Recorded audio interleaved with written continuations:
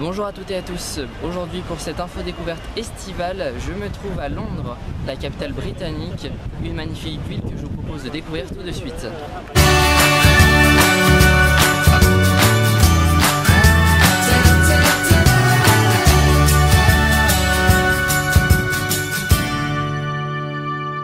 Londres est une ville remplie de contrastes entre modernité et ancien.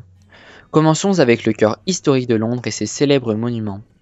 Et le premier que nous voyons le long de la Tamise est le Tower Bridge, l'un des ponts de Londres les plus anciens, construit en 1886. Il mesure 65 mètres de haut pour 245 mètres de long et permet aux véhicules de traverser la Tamise, mais aussi aux bateaux de passer en dessous car il s'agit d'un pont à bascule. C'est l'un des symboles de la ville, notamment pendant les JO d'été de 2012. Quelques pas plus loin, c'est le monument londonien le plus vieux qui se dresse devant nous, le London Tower. C'est une forteresse édifiée en 1606 par Guillaume le Conquérant. La Tour de Londres a joué un rôle essentiel dans l'histoire de l'Angleterre. Elle fut assiégée à plusieurs reprises et son contrôle était important dans la maîtrise du pays. La tour servit d'armurerie, de trésorerie, de ménagerie et elle abrite les joyaux de la couronne britannique. En parlant de couronne britannique, direction maintenant le palais de Buckingham.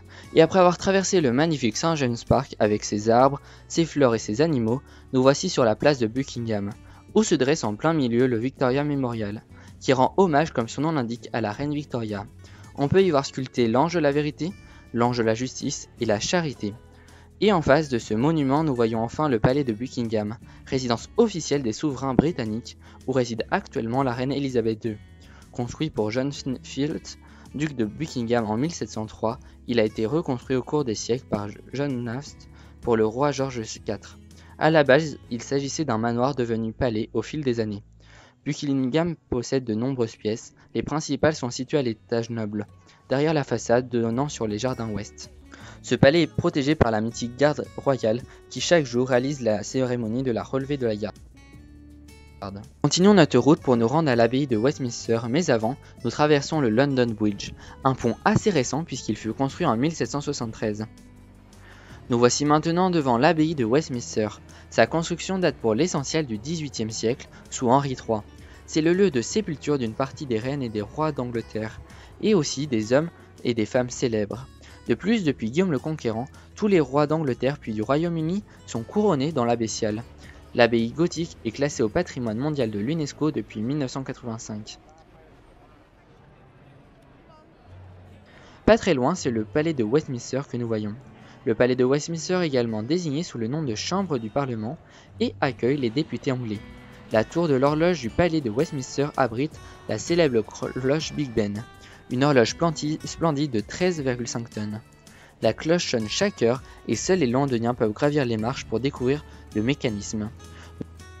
Donc continuons notre route et nous croisons une typique cabine téléphonique qui est devenue un symbole urbain de la ville. Nous traversons maintenant le pont de Westminster, ouvert en 1862. Nous y croisons d'ailleurs dessus un homme faisant de la cornemuse, instrument fameux d'Irlande. Autre symbole que nous voyons, c'est le London Eye, qui est une grande roue mise en place en 2000. Elle mesure 135 mètres de haut et permet aux touristes de contempler la Tamise et le quartier de Westminster. Londres n'est pas qu'une ville de monuments anciens, car en effet la ville est aussi un lieu de vie, de mouvement et de modernité. Comme par exemple avec son quartier de la City et ses grands buildings d'affaires. Ou encore le quartier de Piccadilly Circus qui compte de nombreux magasins, comme le magasin M&M's World, qui est l'un des plus grands magasins de la célèbre marque de bonbons en chocolat. De plus, de nombreux jeunes artistes présentent leur talent sur cette place, comme ces street danseurs. Autre symbole de la ville londonienne, c'est pub, tradition emblématique anglaise que ce soit pour se rafraîchir avec une bière avec modération, manger un plat typique anglais ou juste apprécier l'ambiance si singulière de ces lieux souvent atypiques. Aller dans un pub est un incontournable de la capitale britannique.